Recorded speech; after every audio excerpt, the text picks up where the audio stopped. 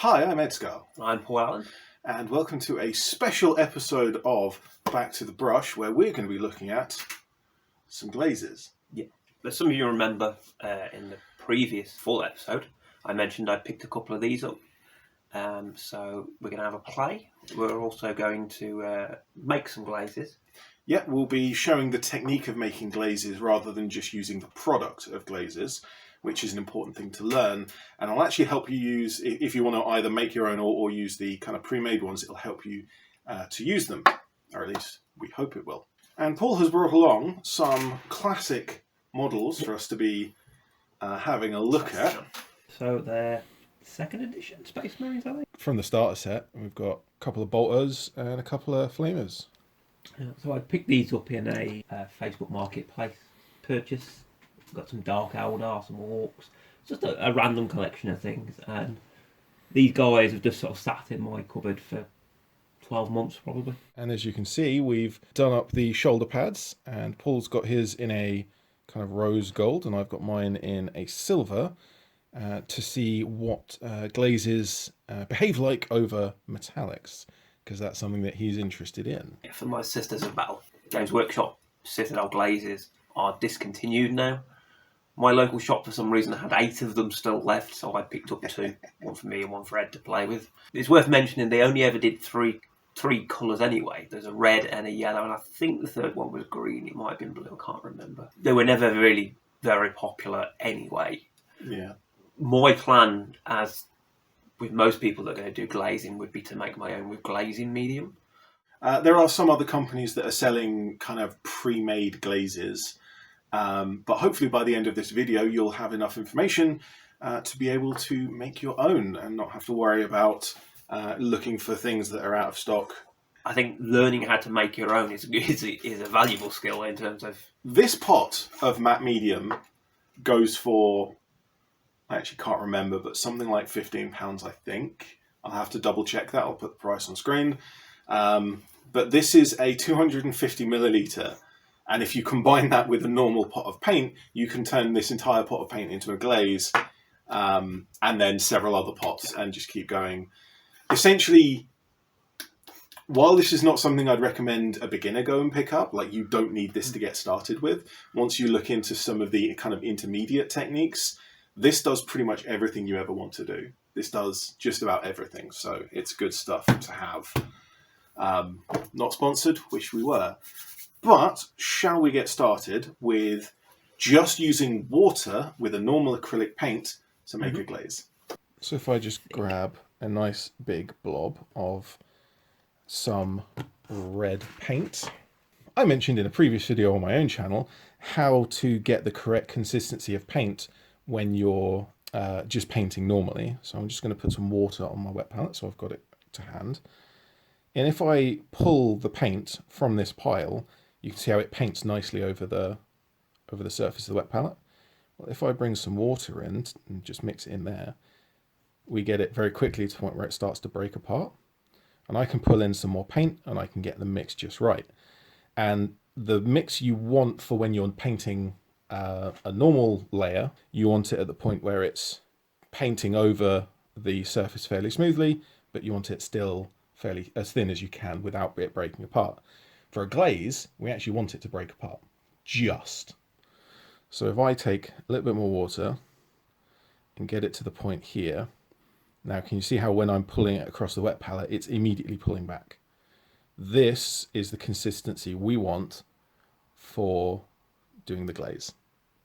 I'm going to get a piece of kitchen paper and I'm going to tap the middle of the brush. So if you see, that's the middle of the brush that I'm tapping to the edge of the paper, and that's going to pull a lot of the water out of the back of the brush, but it's going to leave the paint in the front. Now I'm going to go to the model and I can run this paint over and make a very thin layer, and I'm going to try and avoid that mold line because that's a bit rubbish. And every time I make a brush stroke, the edge of the brush stroke leaves quite a bit of paint, and that's kind of one of the problems of it's one of the difficulties of using a water glaze. So that, to me, what looks like a blood for the blood god that kind of goes on like that. Yeah, that's because this is a fairly. Actually, it says gloss on the paint. Usually, I would be using a matte paint, but it's just that this is the closest we have to the glaze. So another thing that I can do, just to show you, if I grab a bit more, to make sure it's the right consistency. Oh, that's a bit too much. Let's bring a bit more paint in to make sure that it's right. For each brush stroke, not only at the edge, and I'm going to have to pull it out from the middle of the brush. Again. Wherever my brush ends and I lift the brush off of the model, you can see I get a little bubble of paint. So I've got a fairly nice glaze there. It's not quite consistent, but I've got a little bubble of paint at the end. That, if you leave that for too long, you'll get a ring because it starts to dry. Yes, it's got evaporation. So what you need to do is be very, very careful and just keep moving it. But as soon as you've kind of left one area, don't go back to it because you'll tear that paint. And I've actually kind of torn it by showing that example. But I can just finish up. And again, I'm getting the edge of the paint being kind of a pain there, which is kind of, again, one of the difficulties of using a water-based glaze. But that is a single layer glaze of that red. And what I would almost certainly do is give it multiple layers until it got to the consistency that I liked it. The difficulty of using water is that we've got some patches where it's almost pulled away completely. And because I showed that bit of tearing the paint, we've actually got some paint tearing there. So that's another difficulty that you get with that. So, would you like to have a go? Yes, yeah. So I mean, obviously, if you only need as a one-off, you could probably work around these problems. If you obviously are looking to do this a lot, then it would make sense to look at medium. Okay, so I'm going to pull away to try and get a thin layer. See, you've actually had some water in your brush, and that's why your paint there is immediately a lot thinner than mine. Yeah, it should have been. Okay. So that's actually correct. Okay, that's good. So yeah, as you're pulling it across the palette, it's kind of just breaking apart. Okay. So is that spot on? Spot on. Okay. Oh, sorry. Yeah. Okay. So this I'm doing here. Would we need to do this with the glaze medium, or is it only because we're doing water? It's going to be a different technique with the different mediums. Okay. Yeah, so I can see straight away where it's pooling at the end. So you got a little bubble at the end, and because you're using a smaller brush, you're actually kind of not getting quite as much of that the wet edge.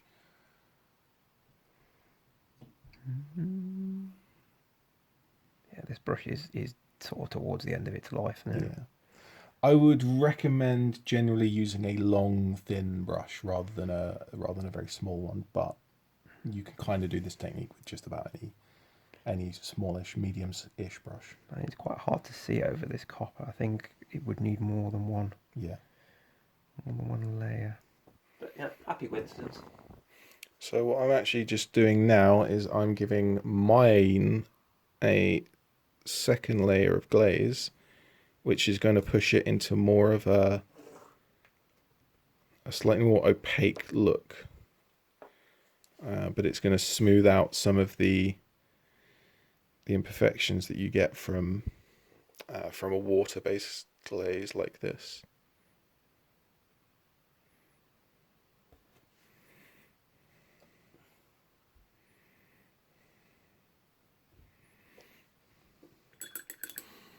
So that's how long it takes to glaze a pauldron. It's a really quick technique, and that looks a bit better, but it's still, there's some patches where it's not quite showing through how you would like. Interestingly, on the copper there, you can barely notice it. Look. Well, that's the point of a glaze. If you're going to change the color of something dramatically, you're going to layer or yeah, but it's not as extreme as the silver or highlight. Yeah. But a glaze is for a much more subtle change in tone.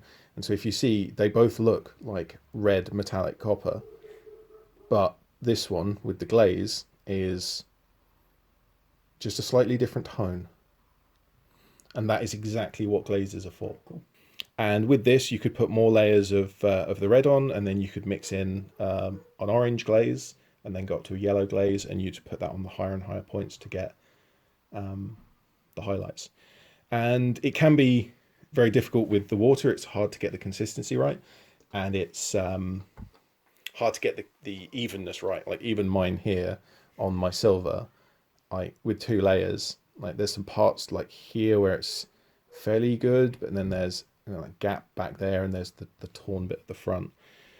So with this, once I get to 3 or 4 or 5 layers, I'm going to start to get the smoothness that I want. But then the more layers you put on, the closer you are to just doing a normal layer, because you're using standard paint thin down. So the next technique for glazing is to use a standard medium. There are specific glaze mediums. We do not have any of those, but they would be easier to use than this, but you can still use something like this for a glaze. We also need a little bit of water because we want to get the paint to the right consistency, but we are still thinning it mostly with the medium. So let's show the technique for that. So if I just mix all this together, so this is a consistent blob, because there's a little bit of extra water in here, but not a lot. And then I'll drop some matte medium down. The exact ratio here is much harder to guess, much harder to kind of describe, but I want to bring in enough matte medium into the paint that I actually start glazing over the wet palette.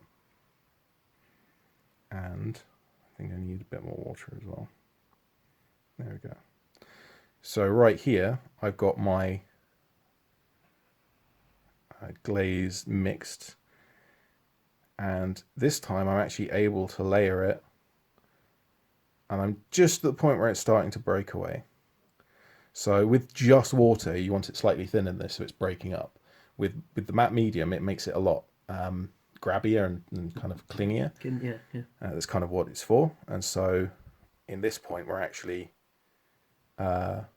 it's painting on in a more traditional way physically, but because it's got all of this medium in it, it's so much thinner that we'll end up with a glaze.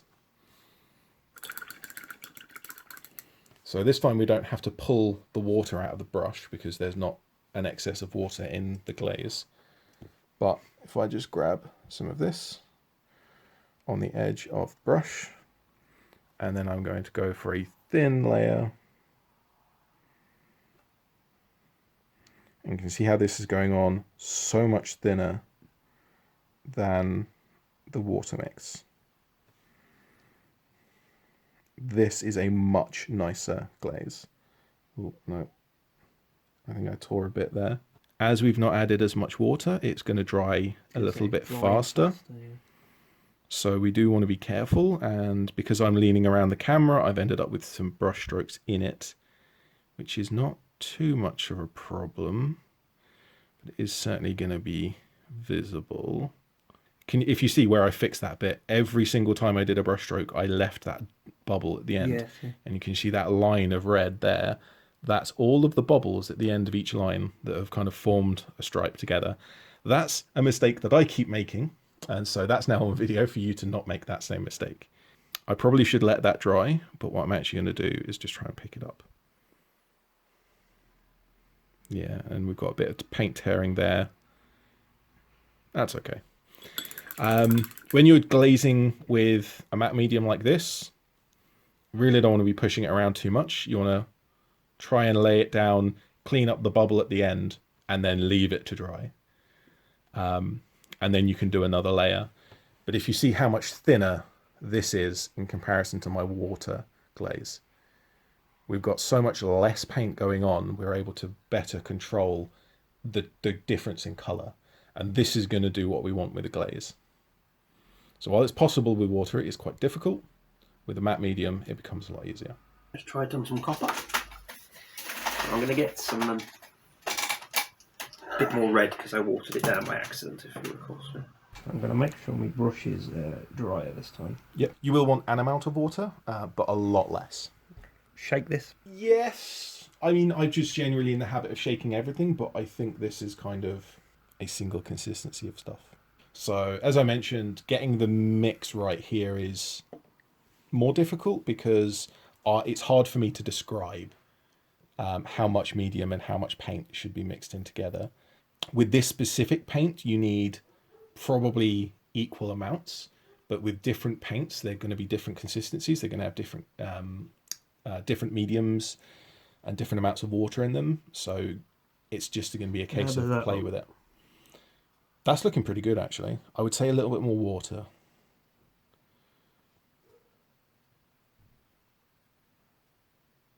I think that's too much water.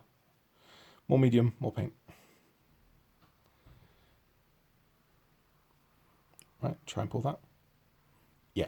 So can you see now on the wet palette, that's now giving you a thin layer. Glaze effect. Yeah. So clean off the brush, grab up some of that, and let's have a go on a shoulder pad. Okay, I'm going to do it on the other Space Marine so we can hold the two next to each other for this shot.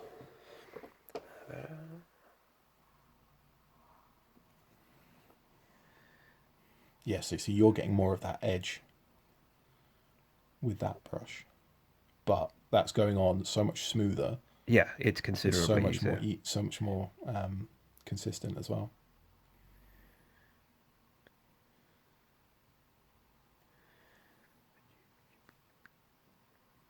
Yeah, I mean that's considerably easier to paint with. See, mine it's a bit too dark now because you moved the light, but mine kind of looks very similar. Which I think it just is the copper underneath is very overpowering. So even for both of these, we can see that the unpainted shoulder pad is slightly more silver and the glazed shoulder pad is more red because we've glazed over the red. The effect here is very similar, I would say, between these two, even though we've used medium for the bolt gun. So we've got the original water one and we've got the one with the extra matte medium. The effect is the same, but the difficulty... Yeah, it was considerably easier. It's a lot easier to use it once we've added in the extra matte medium. On my one, for example, because I've done mine on the same marine, this is what it looks like with before the glaze went on. But now with this, we have a very subtle hint of that red. And again, this is a very inconsistent coat because I've just done one layer of the glaze. But in comparison to the white, to the water-based glaze, I was able to put it on so much thinner. And because of this, I'm able to layer up and I'm able to go to 4 or 5 layers and get a smooth look while still retaining a lot of the silver. Whereas with just water, it's going to quickly just become a base layer over the top and you're going to lose the silver. So obviously the models that I'm thinking of here are they've got like a coppery base colour and then like a red hue, which is why I wanted to base these on a copper today just to see what they'll look like.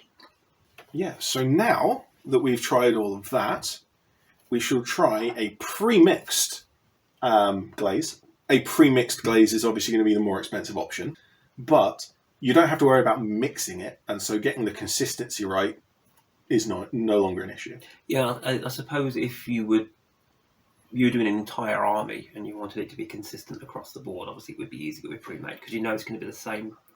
And yet, it's mixed, as long as you shake it. I'm of the opinion that inconsistency over an army actually makes the army look better. I mean, yeah, it's not going to be a great... If you're using the same base colour, it's not going to be a massive difference. It's kind of like weathering in a way, rather than just everything's cookie cutter at the factory, brand new. So let's move on and use a pre-made glaze. I'm going to get my... I'm assuming we don't VK. water this down. No, we're not going to water this down. We're going to use this as is. And in fact, I'm going to try it from the lid, actually. I'm just going to use to me this looks straight. a lot thinner than what we've made here. Yes, it is. I think this is my first time using a Games Workshop glaze. But if I grab that through, yeah, we've got a very watery consistency. But running this on, that is so thin. So it's still getting that bubble effect at the end. Yes. Yeah, if I can kind of do this a couple of times so that the camera can pick it up, we see that at the end. This is actually taking a lot longer to dry. So I'm actually able to come back and Fix it. kind of move the bubble and kind of move the edge. I'm not getting as much of the edge, but yeah, it's taking a lot longer to dry, so it's actually easier to work with in a way. Yeah, I mean, it doesn't, even when you dip it in, like, it's very, It's so much thinner. Yeah. It's a lot thinner than I was expecting. oh, I've got loads on my brush. Look. Yeah, it's not drying as fast. But yeah, that's nicer to work with. That kind of makes me want to try like the Vallejo Glaze Medium. Mm. I got a little bit too much on there, but let's just take a bit of that up. That was the soaking up Glaze Medium noise. It's hard now to get a comparison really because of my copper, but so this is the one we made with the medium, and this is the water-based one we started with, and that's stock, so you can sort of see. It's pulled a bit down there. Look where I've put too much on, but Yeah. See, this glaze is so thin that it's almost wants to behave as a wash, which is why I prefer using the matte medium for a glaze, because it's kind of sits where you put it. yeah, I say it's a little bit harder to control because it's waterier, but it's thinner. Should I say it's probably not water, but yeah, I mean both of these were pretty easy to put on compared to the water-based one. But as I said at the start, I suspect if you were only doing if you only wanted to do it as a one-off, use the water-based technique unless you're swimming in money. I will say, I will admit this, that I am impressed with the glaze, pre-made glaze. And that's partly because it's using a correct glaze medium, whereas I'm used to using the matte medium, which is not a glaze medium. However, because it's so thin, it's pulling like a wash in some ways. And so it is slightly more difficult to work with. It's not more difficult to work with, it's just difficult in different ways. I think that mixing the matte medium, it was literally my first attempt, and I kind of tried stuff out and I got it to work. And then ever since then, I kind of just go for the same consistency. So the glaze medium, the pre-made glaze helps with that, but I don't think it's enough of an issue to worry about. But in comparison, the pre-made glaze pulls. Which of the three techniques do you like? The matte, I think, the matte medium was easier to paint on, just because it was a little bit more controllable. Yeah, just that little bit thicker. But that made a lot more subtler colour, even still. So I suppose if you were desperately trying to do it very subtle, then I would go for that, or maybe just thin this down even more, maybe. Yeah. What you can do with mixing in the matte medium is mix in more matte medium, because then you get a thinner effect. So maybe that's something that's... the consistency then of normal paint, which is easy to work with. Yes. Boom. Adieu. So, I haven't seen these models in person yet. They have been shown on previous episodes of Back to the Brush, and also on my own channel. So I'm assuming we're looking at the red that you've done over Yes. these are stunning. Really cool models. No. This is cool. What's that? A bit of 3D print. Yeah, support material. My bits box is full of 3D printing support material, and particularly off of an FDM printer, you get some really cool shapes and bits for scrap. I have the feeling I did the bike first, but I can't actually remember. But this bike, when I mentioned earlier that I tried out a glaze for the first time on this bike, and this is the result I got with no practice at all. I just did it. It's been an interesting little experiment today. Obviously, once I get to painting my Sisters of Battle with the Shields, we'll be able to share on the Instagram some pictures of the finished product. I certainly think this is a technique that I'm probably going to use this purely because I've got a pot of it. Just because you've got it, yeah. This is a technique that you can kind of jump into and just try it out. Because you're using such thin paints, you can just paint over the top. So, with our Space Marine shoulder pads glazed in different tones, and some of them look better than others, I certainly think that it looks better over the copper than over the silver. But that is all I really had to say. So, from ED-SKaR, And well, thank you very much for watching, and we will see you next time.